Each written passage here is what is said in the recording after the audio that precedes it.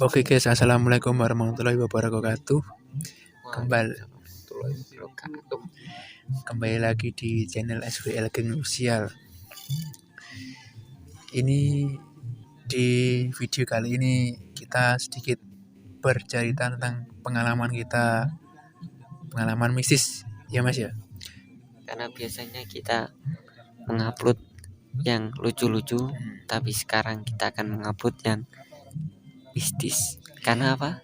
Karena kalian pasti pernah merasakan bahwa kalian pernah diikuti, atau bahkan kalian pernah melihat hal-hal yang aneh yang di luar nalar ataupun hal-hal mistis lainnya.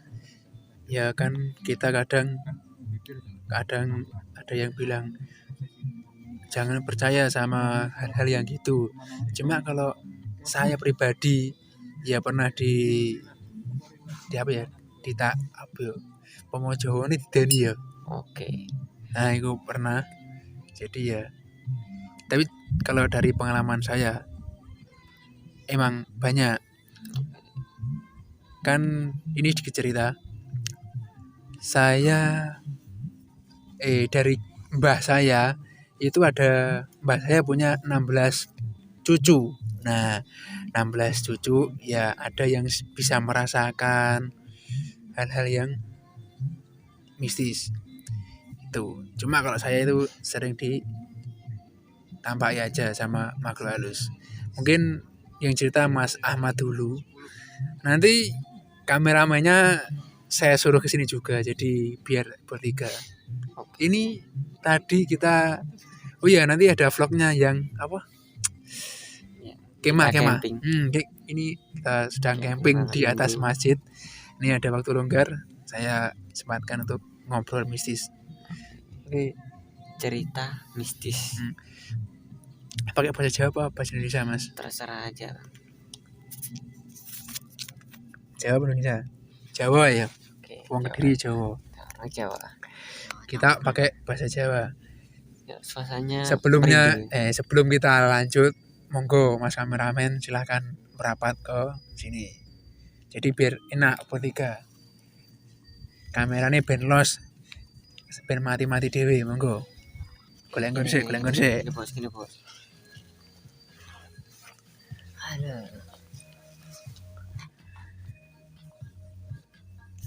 Oke, siapa yang mau cerita? Jawa ya. Nek bahasa Indonesia kuwi kurang isa aku. Jawa, pengen tak anu. Siapa yang mau cerita dulu? Yo Mas Ahmad no. Oh, saya dulu. Oke. Yen sampean nih tahu duwe pengalaman mistis sing paling ket saiki sampean eling-elingi cek gak Mas? Yang paling dieling-eling. Sebenarnya saya kalau masalah mistis itu memang kurang percaya ya. Tapi saya juga pernah mengalaminya. Maka dari itu, ngapa sih mistis? Menurut saya hal mistis itu boleh dipercaya, tapi sebab untuk mengetahui saja bahwa Allah itu menciptakan bukan hanya manusia, tapi juga menciptakan berbagai makhluk gaib lainnya, seperti jin, setan, kuntilanak, atau yang lainnya. Kemudian untuk pengalaman saya sendiri, saya dulu tinggal di sekolahan ya, tempatnya ya rumah dinas lah istilahnya, dan rumah dinas itu tidak pernah ditinggali oleh siapapun beberapa puluh tahun. Bahkan hanya satu saja yang pernah meninggalnya, yaitu Pak Demang atau juru kuncinya kuburan Sambirjo ya. Itu cuma satu orang itu. Kemudian bapak saya mulai meneruskan tinggal di situ sebagai tukang kebun. Berapa tahun? Sekitar 10 tahun, 12 tahun. Oke. Nah, awal pertama ke situ memang suasananya itu berbeda dari rumah-rumah biasa. Karena mungkin rumahnya itu rumah kosong, lama tidak dihuni, dan pasti ada yang ngehuni selain manusia. Mungkin seperti itu. Jadi saya pernah merasakan hal yang sering dirasakan keluarga saya itu, bukan saya saja ya, keluarga saya itu hampir 1 bulan itu setiap bangun tidur pagi ketindihan.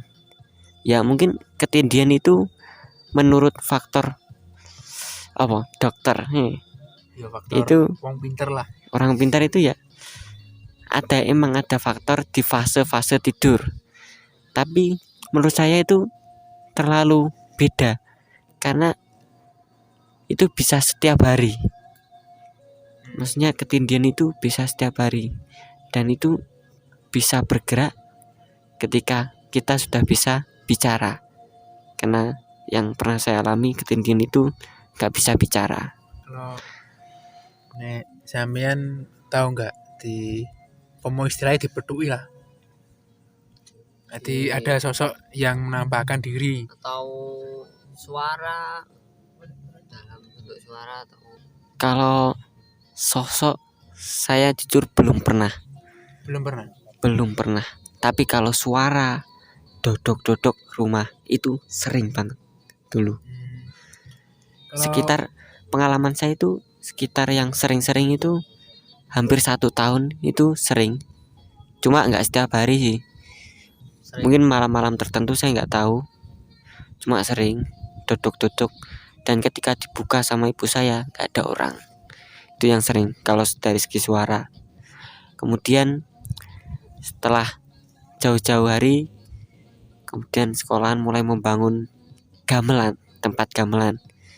Ya sebenarnya gamelan lawas ya, cuma tempatnya dipindah. Nah setelah dipindah itu saya juga pernah mendengar, dan yang mendengar itu bukan hanya saya, tapi juga ibu saya mendengar suara gong. sama nih di rumah kono Gong. wong Gong. piro Mas? Satu keluarga itu sekitar saya, adik saya 1, kakak saya, ibu saya sama bapak saya 5 orang. Oh 5 orang. Iya, Cuma 5 yang orang. paling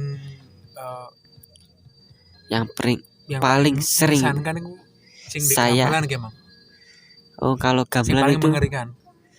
menurut saya itu biasa. Kalau gamelan seakan-akan itu hal-hal biasa, tapi yang menurut saya mungkin agak ada rasa-rasa merinding itu ketika ada orang dodok tapi dibuka nggak ada, Kalau dan itu di malam hari, tengah malam, sekitar orang ngelilir lah istilahnya, jam 12, jam 1 mungkin bentar, ada. Mas, saya potong ya.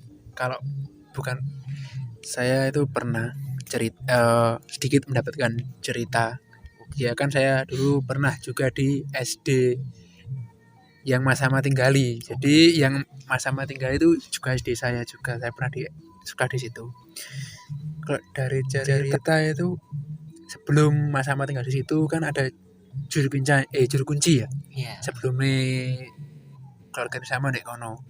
Nah, itu di kelas 4 apa 3 itu mitosnya pernah yang jaga malam, yang juru kuncinya itu pas ngecek kelas demi kelas, pas di kelas 4 kalau nggak 3 itu bangku meja Iya. meja yang buat belajar itu melayang po iso munggah dhewe Jawa ini munggah dhewe mebur yo gak mebur kan mlaku ya iku dadi ya meja iki munggah tok ngene lah iku langsung di senteri iku nek kono gak enek wong yo nek menungso iki pomo gak enek wong kok meja kok iso munggah dhewe kan mesti pikirane kan sing gak. Nah, kalau kata Mas Ahmad di gamelan itu memang benar. Saya itu dulu pernah ikut karawitan di SD itu. Kita nggak sebut SD-nya. Ya mau disebut nanti ya ada yang lebih pintar dari kita kan ya juga nggak enak. Iya, juga enak. Betul sekali. Ya juga nggak enak. Ini kok mosok toh. Wong aku sing wong pinter ya, kurang tahu dideni apa diapa. Karena kita bercerita berdasarkan yang pernah kita alami. Nah, kalau gamelan, saya dulu ikut gamelan itu selama 2,5 bulan kalau nggak 3 bulan. Saya pernah ikut karawitan. Nah, saya sedikit pernah lihat tentang gamelan gimana itu. Memang mitosnya, kalau saya pribadi jangan sedikit percaya dengan gamelan tuh mesti berbau dengan hal-hal yang makhluk halus. Kan kadang ada film atau apa itu sing biasane medeni tiga gamelan itu aja bener. Contoh kayak di Punden mesti nanggap wayang gitu. Ya ngono kuwi. Nah, kalau Mas Ahmad bilang gongnya bisa bunyi Mas ya Bunyi sendiri di tengah malam. di tengah malam itu memang betul. Memang betul. Kadang nggak di tengah malam juga sih, di pagi hari sebelum subuh kan biasanya ibu saya, bapak saya sama kakak saya itu sering bersih-bersih. Nah, kebetulan yang bersih-bersih itu di daerah situ biasanya saya dan ibu saya gak sering mendengarkan itu suara gong. Nek gurune, aku tangga Jawa ya. Nek gurune sapa ke? Lali aku. Mbuh bu sapa lali san. Iku pas turu ndek perpus kidul dhewe. Turu di perpus kidul dhewe sekitar jam 12 nek jam 1. Perpus iku lah modele ngene. Iki kene gone gamelan, terus iki nek kamar. Iya ya, nek ruangan ya. Ke kamar to. Kamar mbok ruangan siji. Lah iki gak salah pas dapur. Nek wonge pas gledakan, wong anu layah-layah lah. Gledakan nek kono arep nyantai.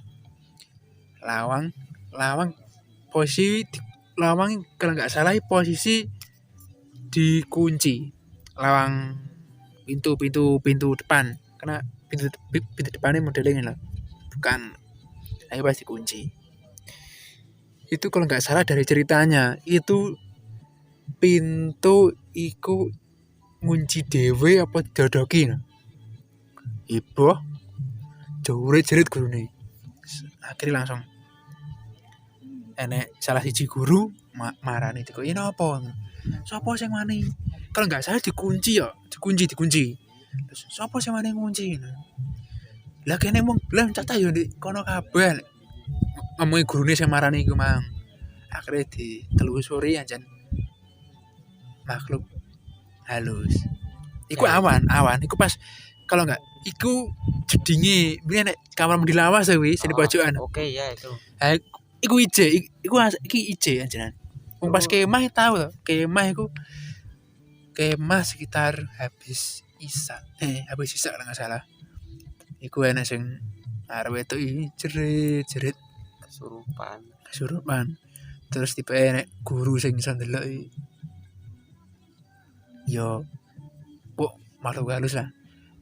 Soalnya nek diceritakne engko yo samar nek teko piye ngono iki. Wedi ya sing Karena ceritane. kita nggak tahu Ah. makhluk halus itu intinya tempatnya di mana, berada di mana, dan mungkin ada di sebelah kita. Kita nggak tahu karena kita nggak punya mata batin atau mata yang bisa melihat makhluk gaib. Dan makhluk gaib itu bisa terlihat itu karena dia memperlihatkan diri, emang sengaja kebanyakan gitu, bukan karena kita bisa melihat wah itu makhluk halus. Yo sebenarnya mau cerita tentang mistis sih kadang yo gak apa-apa ya. Cuma kadang sing cerita kadang merinding dhewe. Merinding dhewe. Pasti itu semakin merinding. lama semakin merinding.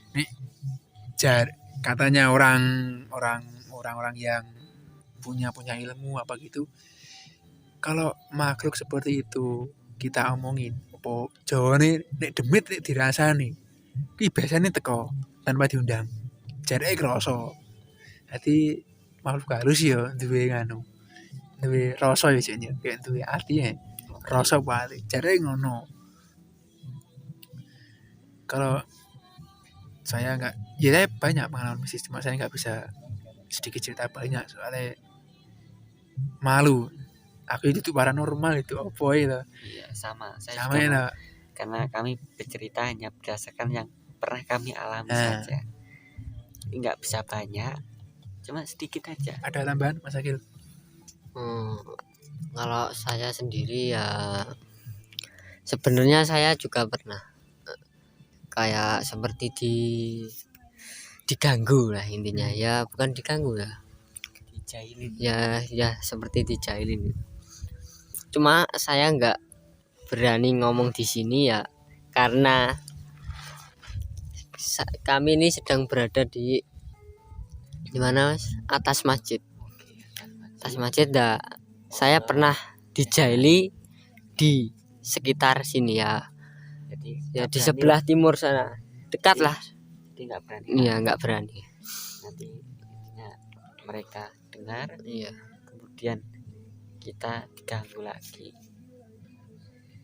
Oke, Ya, cukup Mungkin mungkin cuma segitu kita dulu ya Mas ya. satunya sudah pergi, mungkin dia merasakan Sudah merasakan sesuatu. kejanggalan yang aneh. Jadi mulai kita tutup saja.